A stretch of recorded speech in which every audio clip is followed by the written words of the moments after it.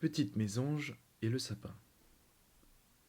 Ce matin-là, quand Petite Mésange s'est réveillée, elle a senti un petit flocon de neige tomber sur sa tête.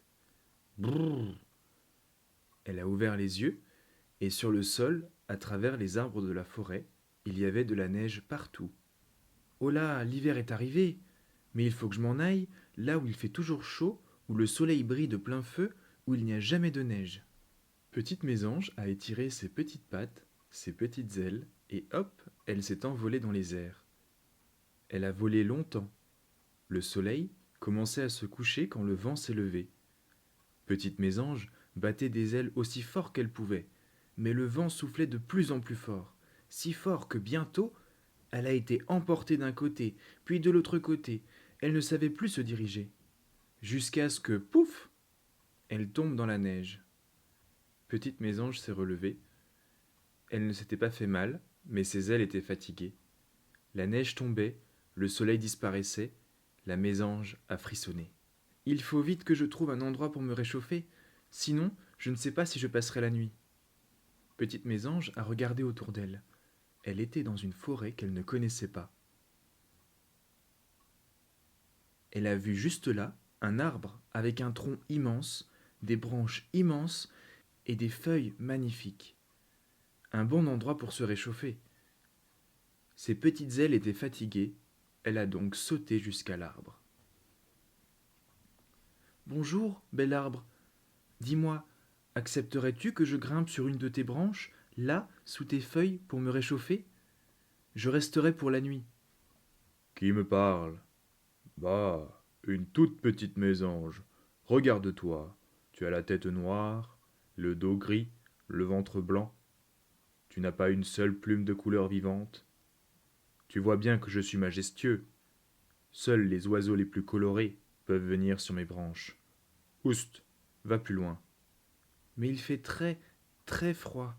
Je serai parti demain matin. Oust.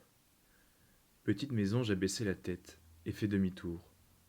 Là, un peu plus loin, elle a vu un arbre avec un tout petit tronc, de toutes petites branches et beaucoup de toutes petites feuilles. Peut-être que lui saurait l'aider.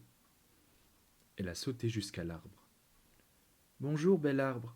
Dis-moi, accepterais-tu que je grimpe sur une de tes branches, là, sous tes feuilles, pour me réchauffer? Je resterai pour la nuit. Qui me parle? Bah, une mésange. Non, mais tu m'as vu, je suis tout petit, tout fragile. Normal, je suis un des plus jeunes dans cette forêt. J'ai entendu dire que les mésanges sautillaient partout, de branche en branche. Moi, je suis si fragile, tu pourrais me briser? Non, oust, passe ton chemin, va voir ailleurs. Mais il fait très très froid. Je serai parti demain matin. Oust! Petite Mésange a baissé la tête et fait demi-tour. La neige recommençait à tomber. Il fallait qu'elle trouve un abri pour la nuit. Oh, mais juste un peu plus loin là-bas, il y avait un bel arbre. Pas trop gros, pas trop petit. Et il était beau. Il avait un tronc tout blanc, des branches toutes blanches et de jolies feuilles qui dansaient dans le vent. Petite Mésange a sauté jusqu'à l'arbre. Bonjour, bel arbre. Dis-moi, accepterais-tu que je grimpe sur une de tes branches, là, sous tes feuilles, pour me réchauffer? Je resterai pour la nuit. Qui me parle? Ah, bah, une petite mésange. Tu veux venir sur mes branches, avec tes petites pattes pleines de neige? Tu as sans doute remarqué comment mon écorce est blanche. Tu pourrais bien me salir. Non, non, il n'en est pas question. Oust, trouve un autre arbre. Mais il fait très très froid. Je serai parti demain matin. Oust.